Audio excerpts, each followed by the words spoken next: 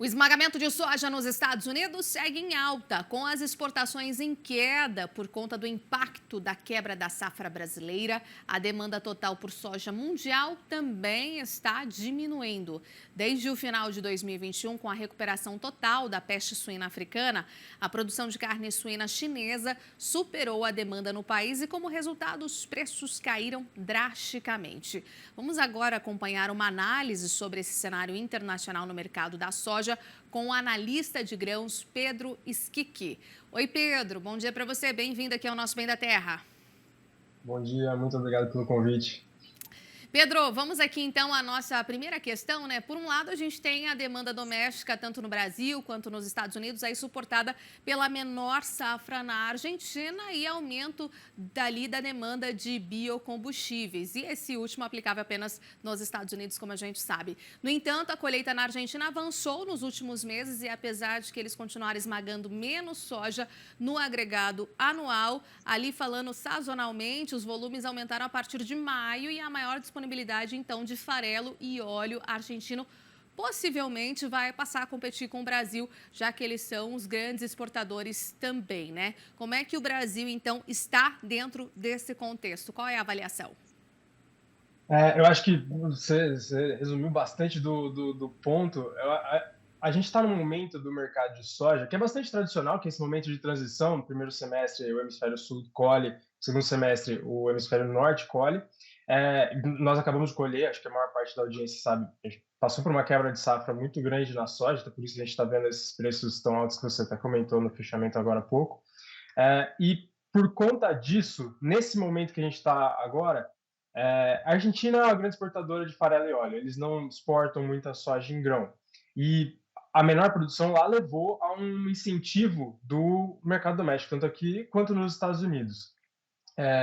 Mas nesse momento que a gente está agora do mercado, daqui a alguns meses, em setembro, outubro, a gente já vai começar a ter colheita de soja nos Estados Unidos. E por conta da quebra no Brasil, eles foram bastante incentivados. Então, nós temos, por um lado, o mercado doméstico, na safra atual, muito favorecido. Então, as margens de esmagamento muito fortes, apesar dos preços altos de soja, porque existe demanda para exportação. A gente tem visto exportação forte de óleo no Brasil, exportação forte de farelo. Nos Estados Unidos é a mesma coisa, exportação forte de farelo.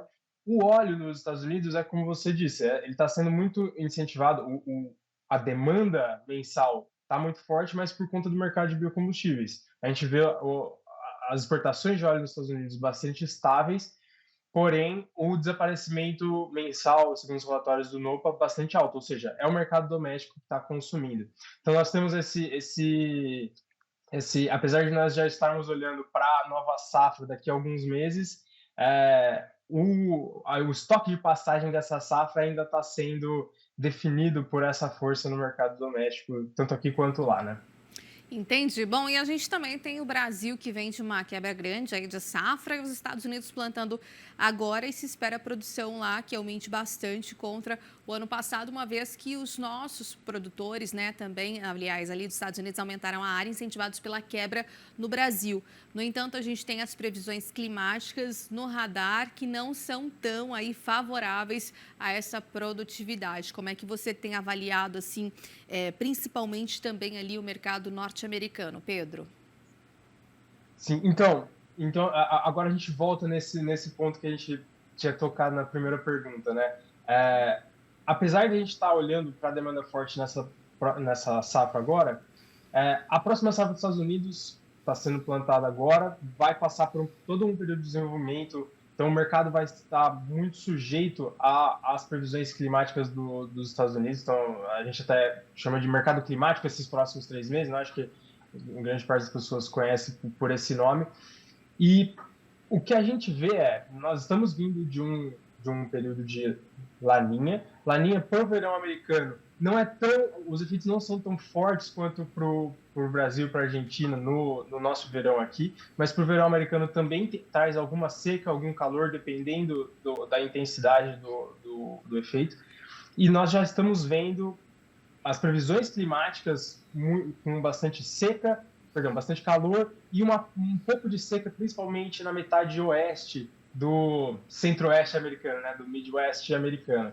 Então, as previsões já não estão tão favoráveis para os Estados Unidos. A gente espera que eles produzam 126, 127 milhões de toneladas, que é um recorde para eles produzem em média 120, alguma coisa assim.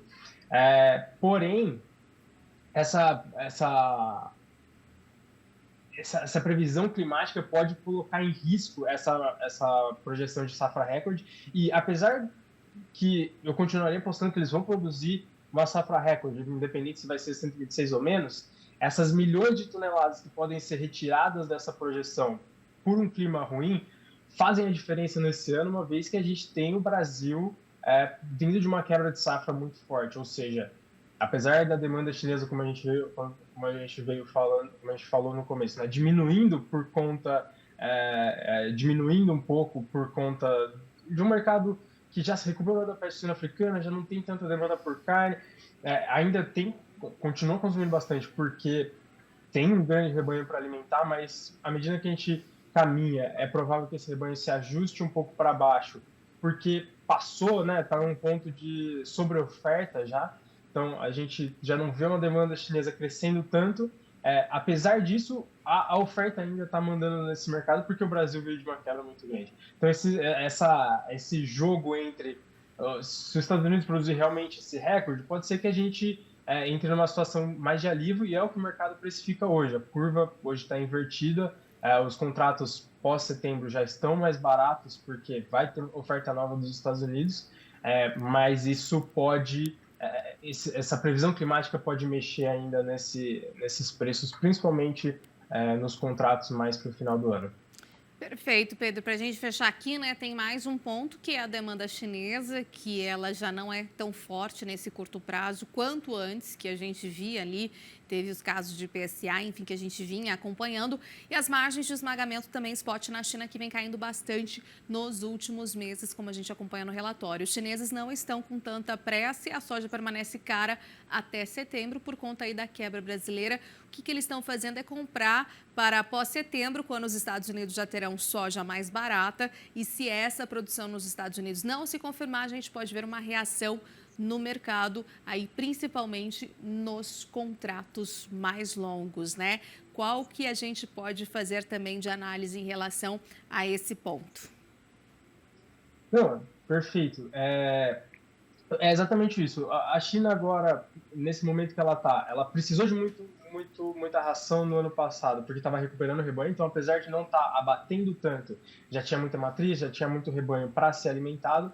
Nesse ano, já no início desse ano, atingiu um pico do nível de plantel deles, que a gente acredita que não passe mais disso. Os dados já estão começando a voltar um pouco, as margens para o produtor de suínos na China já estão negativas há vários meses, então a gente espera que eles continuem com o abate alto para controlar esse nível do rebanho e, por isso, uma menor demanda por ingredientes para ração.